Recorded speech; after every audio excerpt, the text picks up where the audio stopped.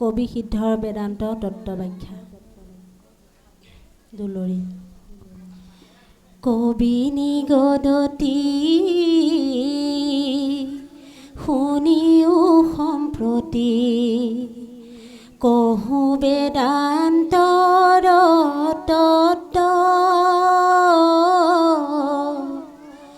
স্বভাৱে যি কৰে দান হোম মহা তপ জপ তীৰ্থ ব্ৰত কায় বাক্য মনে যতে আচৰে লৌকিক বৌদিক কৰ্ম হুয়ায়ে কমত ঈশ্বৰ কৃষ্ণত অৰ্পিব শিষ ধৰ্ম নিত্য নৈমিত্তিক যত জাতিক ধৰ্ম আশ্ৰমৰ যত কৰ্ম কৃষ্ণত অৰ্পিলে জানাসি হোৱে মহাভাগৱত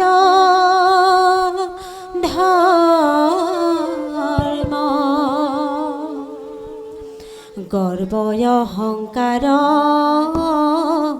তেজি যিটো জনে আচৰে কৰ্ম ভকতি তাতে মহাতুষ্ট হোয়া কৃষ্ণে দেন্ত বৈকুণ্ঠ যত সম্প্ৰতি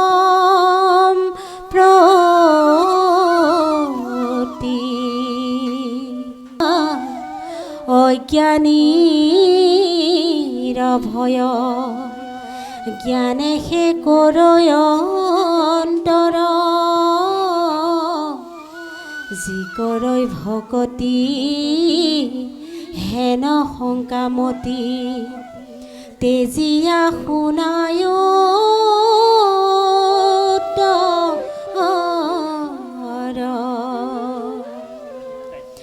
ঈশ্বৰ বিমুখ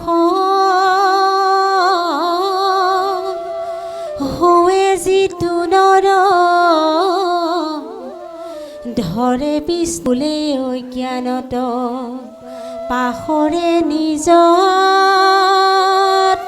কৃষ্ণ কৃপালু বা পাই সমস্ত পাঠে আমাক কৈছে আমি পদৰ পৰা আহিব লাগিব। নিমি ৰজাই 9জন সিদ্ধক আসনে বৈ খাই চৰণত পূজা প্ৰণামী বিনায় কীৰ্তঞ্জলি কৰি ৰাজা পৰম ভকত তাখম্বাক জানি মনে আসনে বৈ খায়া ৰঙে পূজিলা চৰণে। 9জন সিদ্ধক সুন্দৰভাৱে আসনত বহুৱাই সুন্দৰভাৱে পাদ্য অগ্ৰ দি সেৱা শুশ্ৰূষা কৰিছে আৰু তেখেতে কৈছে নিমি ৰজাই যে ভৈলুহু কৃতাৰ্থ পদৰ এনু পায়া আমি জানিলো আজিহে মুত তুষ্ট কৃষ্ণ স্বামী। নিমি ৰজাই কৈছে যে আজি মোৰ জীৱন সামফলিলে আৰু জগতৰ ঈশ্বৰ কৃষ্ণ মোৰ প্ৰতি তুষ্ট হৈছে। যদি নৰতনু ইটো ক্ষণিক অথিৰ তথাপি দুৰ্লভ মানুহ মনুষ্য হৰি। যে নৰতনু আটাইতকৈ দুৰ্লভ বস্তুটো হৈছে নৰতনু পোৱা, কিন্তু তাতোতকৈ দুৰ্লভটো হৈছে ভকতৰ সংগ। এই কথাটোকে ইয়াত উল্লেখ কৰিছে যে তাহাতো দুৰ্লভ মানুহ ভকতৰ সংগ। মনুষ্য শৰীৰটো এনেই দুৰ্লভ বস্তু, কিন্তু তাতোতকৈ দুৰ্লভ কি বুলি ক'লে ভকতৰ সংগ পোৱাটো বহুত দুৰ্লভ বুলি কৈছে। এতিয়া ভকতৰ সং নোপোৱাসকল কিন্তু হিন্দীত কৈছে এইটো চলতি ফিৰতি লাছে, মানে জীয়াই থাকোঁতে মৰা। জীয়াই থাকোঁতে মৰা কোনসকল? যিসকল ভকতৰ সং লৈ কৃষ্ণ কথা নুশুনে, সেইসকল চালতি ফিৰতি লাছে বুলি কৈছে। মানে খোজকাঢ়ি গৈ থকা বা ইফালে ইফালে গৈ থকা, ঘূৰি ফুৰি থকা এটা ডেড বডি বুলি কৈছে। ডেড বডি বোলে কোনসকল? এ সাধু সংগে কৃষ্ণ কথা নুশুনে যিটো নৰ, যিসকল ভকতৰ সংগত আজিৰ দৰে কৃষ্ণ কথা নুশুনে। তাৰপিছতে এই কথাটো নিমিৰজাই ক'লে, তাৰ পৰা সবাৰো পাৱত পৰি পুচু প্ৰণিপাতে, কোন আত্যন্তিক সুখ কহিও মাতে। এই প্ৰশ্ন 9টা আৰম্ভ কৰিছে। এতিয়া পোনেই আপুনি আপোনাৰ গৃহলৈ যদি আলহী আহে, আপোনালোক কি কাৰণে আহিলে বুলি প্ৰশ্নটো কৰিব নাপায় আচলতে দেই। এতিয়া কিছুমানৰ ঘৰত যদি আলহী যায়, দুৱাৰ মুখতে ৰৈ কিনি ক'ব, আপোনাৰ কি দৰকাৰ আছিল বাৰু? এই যে কৈ দিয়ে, আচলতে এইটো আমি ভাগৱতৰ পৰা আদৰ্শবিলাক ল'ব লাগে। প্ৰথমে আলহীজনক ভিতৰলৈ মাতিব, মাতাৰ পিছত আসনত বহুৱাব, তাৰপিছত কুশল বাৰ্তা সুধিব, তাৰপিছত কি দৰকাৰত আহিছিল এই কথাটো উল্লেখ কৰিব লাগে।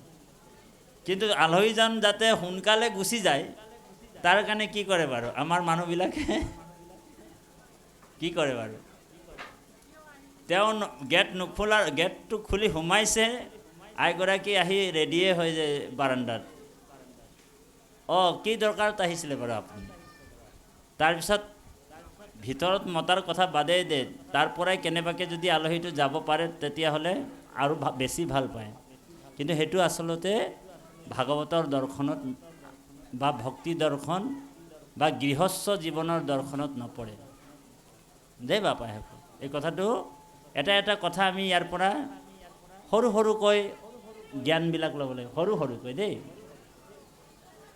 আমি প্ৰথমে অতিথি দেৱ ভৱ বুলি কৈছে। অতিথি দেৱতাৰ সমান, হয়নে বাৰু?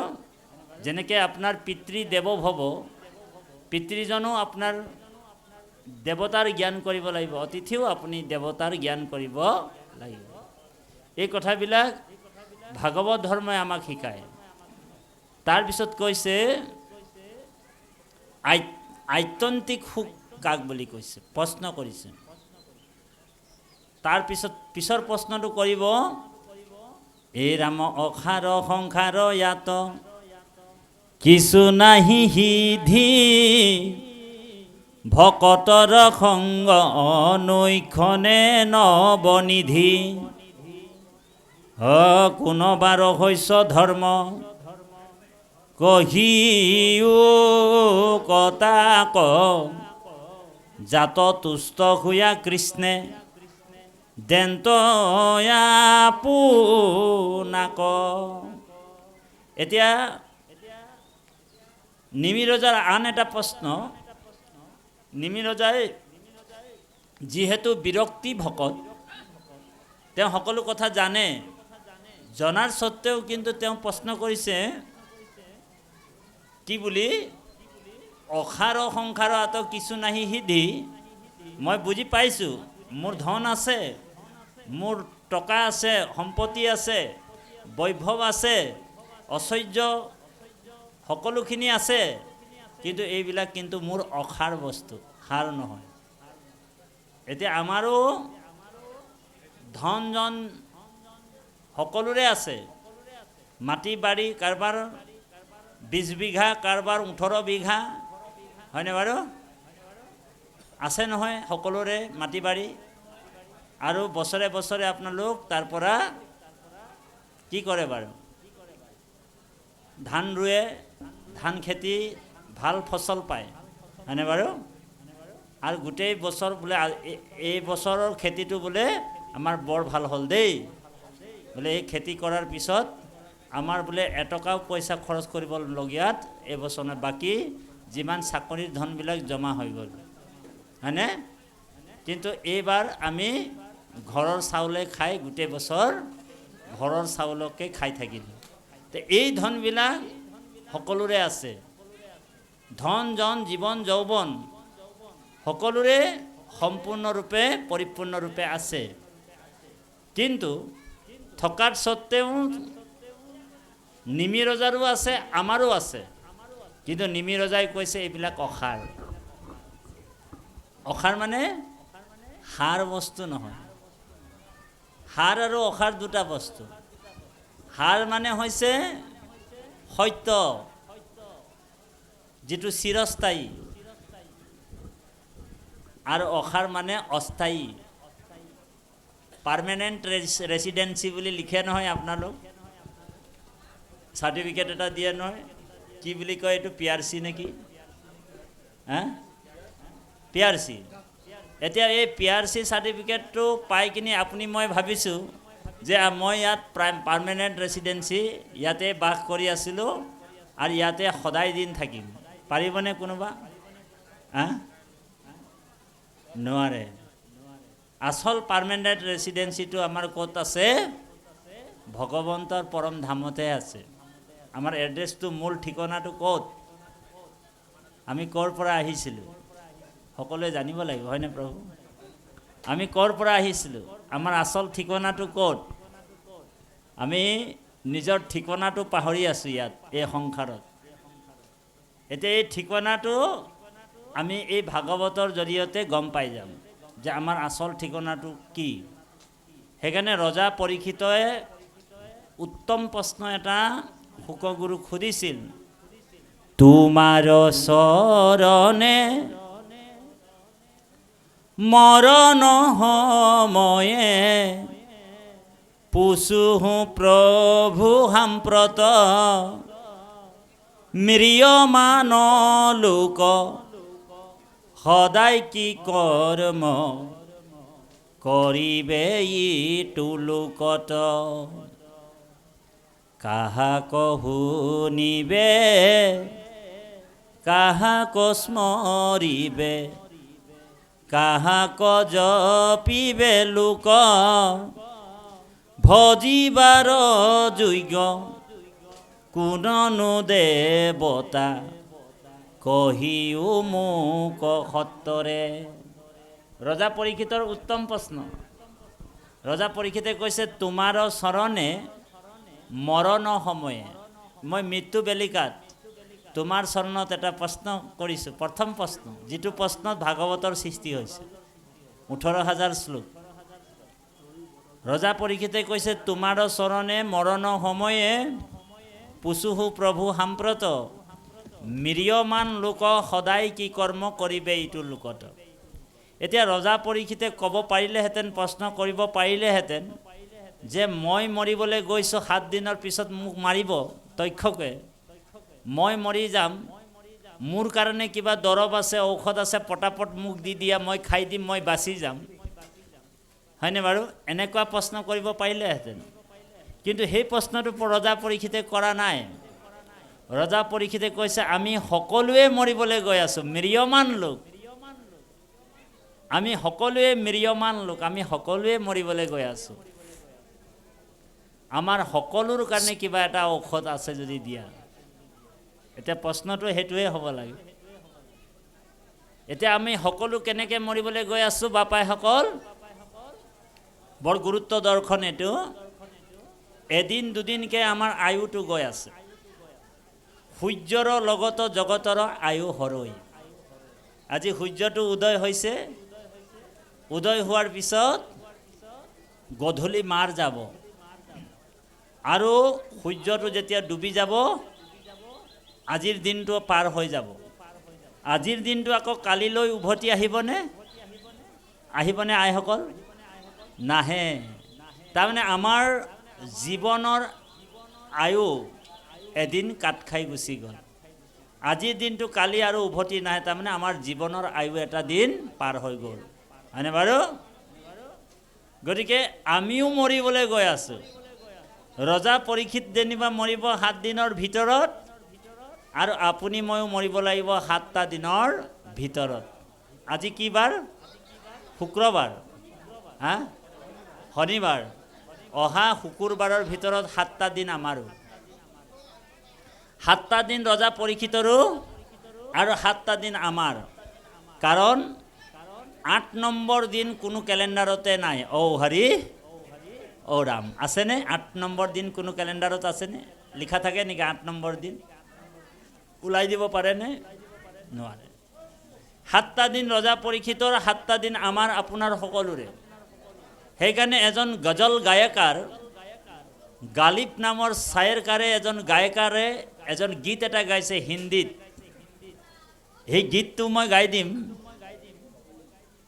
গীতটো কৈছে, বৰ গুৰুত্বপূৰ্ণ গীত, বোলে চলি যা ৰহি হে উমৰ ধীৰে ধীৰে, বোলে উমৰ ধীৰে ধীৰে গৈ আছে। চলি যা ৰহি হে উমৰ ধীৰে ধীৰে, উমৰ ধীৰে ধীৰে গৈ আছে। ধীৰে ধীৰে মানে আয়ুটো গৈ আছে। চলি যা ৰহি হে উমৰ ধীৰে ধীৰে,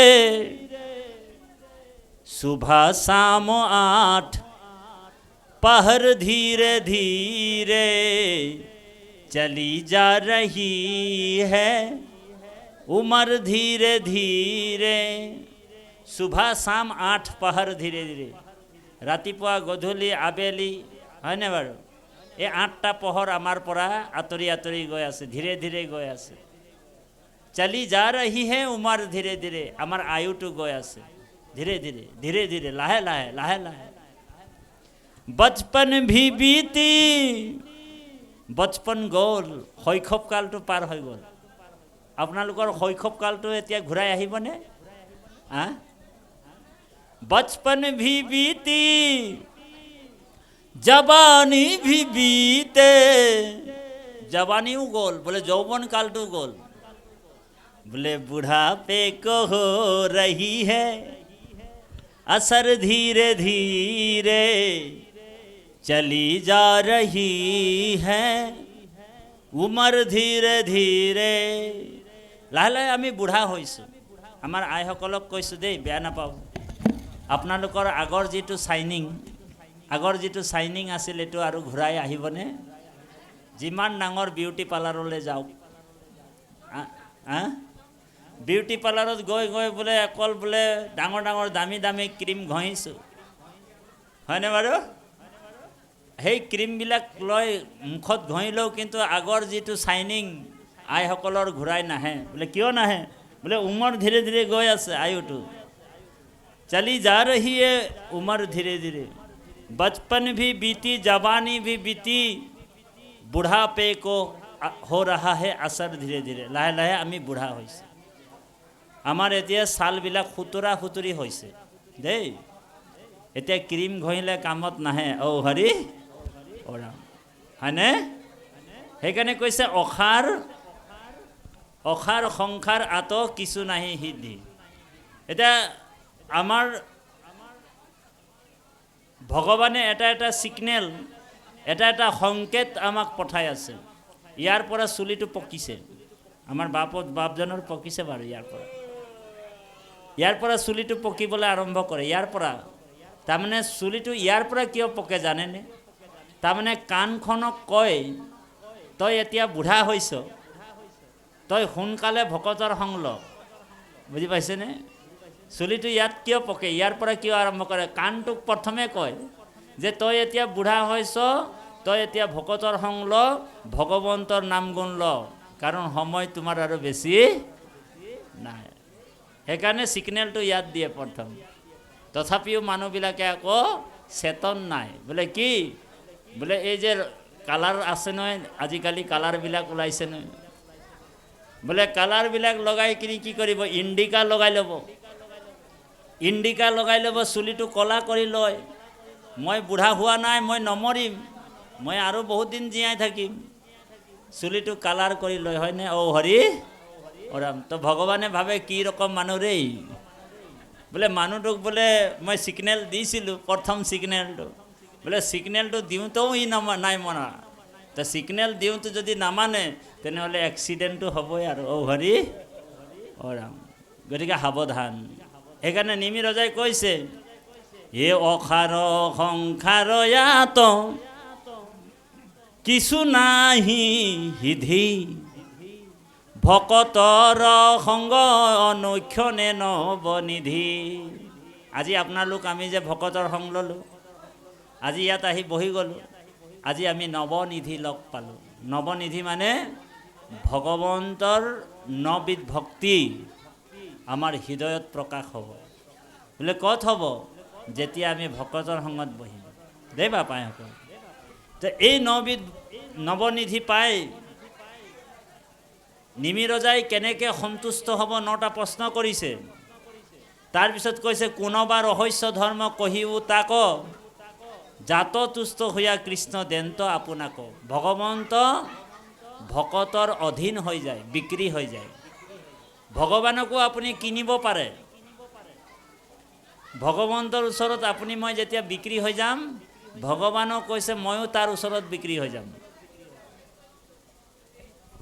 ভগৱানক আপুনিও কিনিব পাৰিব আৰু ভগৱানেও আপোনাক কিনি ল'ব। সেইকাৰণে একচলো যদি জল যদি আপোনাৰ ওচৰত আছে, ভগৱন্তই কৈছে মই তাতেই ভকতৰ সেইটো মোক দি দিয়াৰ লগে লগে মই তাতেই সন্তুষ্ট হৈ মই বিক্ৰী হৈ যাম ভকতৰ ওচৰত। গতিকে এই কথাটো ইয়াত কৈছে যে কোনো ভাগৱত ধৰ্ম ভক্তি বুলি কাক, কোনো মায়া কোনোবা উপায়ে তৰি তাক। এতিয়া ভাগৱত ধৰ্ম মানেনো কি প্ৰশ্ন কৰিছে, আৰু মায়ানো কি? এইটো 7 নম্বৰ প্ৰশ্ন। তাৰপিছত কৈছে কাক বুলি ব্ৰহ্ম। ব্ৰহ্ম কোন? কৰ্মযোগ কাৰ নাম, আৰু অৱতৰি কেশৱ কৰন্ত কোন কাম, কোন যুগ ধৰ্ম অভক্তৰ কোন গতি, এহি নৱগোট প্ৰশ্ন পুছিলা নৈনীৰ প্ৰতি। প্ৰশ্নবিলাক কৰিছে কিন্তু বহুত জটিল প্ৰশ্নও নহয়, কিন্তু এই প্ৰশ্নবিলাক যিবিলাক প্ৰশ্নৰ যোগেদি সমস্ত জগতৰ কল্যাণ হয়, সমস্ত জীৱ জগতৰ কল্যাণ হয়। এই প্ৰশ্ন 9টা নিমি ৰজাই 9জন সিদ্ধক সুধিছে। তাৰপিছত এই 9টা প্ৰশ্নৰ উত্তৰত প্ৰথম প্ৰশ্নটো কৈছে কি বুলি, এই ৰাম নাৰদ বদতি শুনা, বসুদেৱ সন্ত এহি মতে নিমি যেবে প্ৰশ্ন কৰিলন্ত, শুনি সিদ্ধ হবে মহা প্ৰীতি কলভিলা, ঋত যহ দৈশ্যনীৰ পতিক প্ৰশংসিলা। 9টা প্ৰশ্ন সোধাত প্ৰশ্ন কৰোতাজনক প্ৰশংসা কৰিছে। এতিয়া প্ৰশ্নবিলাক সদায় জগত কল্যাণৰ প্ৰশ্ন হ'ব লাগে, তেতিয়াহে সেই প্ৰশ্নটো নিজৰ লগত জগতৰ উপকাৰ হয়। এনেকুৱা প্ৰশ্ন সুধিব লাগে। এতিয়া সন্ত মহন্ত ভকত বৈষ্ণৱক পালে খেলি মেলি প্ৰশ্নবিলাক সুধিব নালাগে। কিছুমানে আমাক লগ পায় প্ৰশ্নবিলাক বৰ উল্টা পুল্টা কৰে। সন্ত মহন্তক প্ৰশ্ন পালে লগ পালে মোৰ বোলে দোকানখন ভালকৈ চলা নাই, কি কৰিলে মোৰ দোকানখন ভালকৈ চলিব, এনেকুৱা প্ৰশ্নবিলাক কৰিব নালাগে। বহুতে তেনেকুৱা প্ৰশ্ন কৰে, বোলে এইবাৰ মোৰ ব্যৱসায়ত বোলে বৰ ঘাটি লাগি আছে, কিবা এটা বোলে আপুনি মোক উত্তৰ দিয়ক। ইয়াৰ সমিধানটো দিয়ক যাতে মোৰ ব্যৱসায়টো ভালকৈ চলক। মোৰ ঘৰত বোলে অমংগল হৈ আছে, কি কৰিলে মংগল হ'ব? এনেকুৱা প্ৰশ্ন সন্ত মহন্তক সুধিব নালাগে। কাৰণ দোকান মাটি বাৰী সম্পত্তিৰ পৰা সন্ত মহন্ত ওলাই আহিছেহে। এতিয়া আমি সেইবিলাকৰ পৰা বিৰক্তি ল'ব চেষ্টা কৰিছোঁ, আকৌ সেইবিলাক প্ৰশ্ন সুধি আমাকো তাত সোমাই দিব বিচাৰে। অ' হৰি অ' ৰাম। তো এনেকুৱা প্ৰশ্ন জগতৰ উপকাৰ নহয়। প্ৰশ্ন এনেকুৱাই হ'ব লাগে, আত্যান্তিক সুখ কাক বোলে? আটাইতকৈ ডাঙৰ সুখটো কি? এই এনেকুৱা প্ৰশ্নটোহে সমস্তৰ কল্যাণ হয়।